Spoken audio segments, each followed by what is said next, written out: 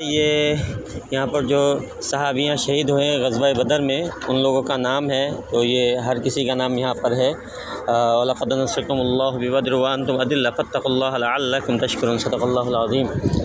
और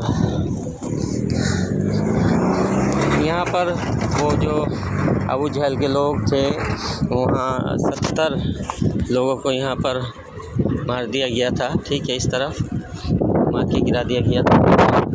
यहाँ पर जो शहीद हुए हैं उन लोगों का यहाँ पर मकबरा है, यहाँ पर कब्र है। और ये देखिए यहाँ पर लिखा है शुहदा स्ट्रीट, शहीद का स्ट्रीट है।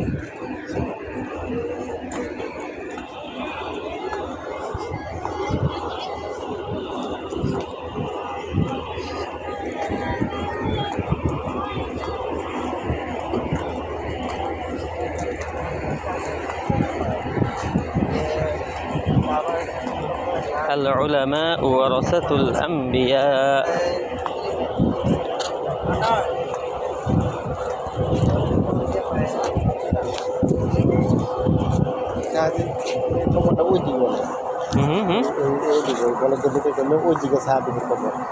अच्छा, এদিকে এলাকাবাসী লোকাল মানুষ আছে না, আচ্ছা 13 জন সাহাবীর একজন বলে রাস্তায় আহত হয়ে মারা গেছে।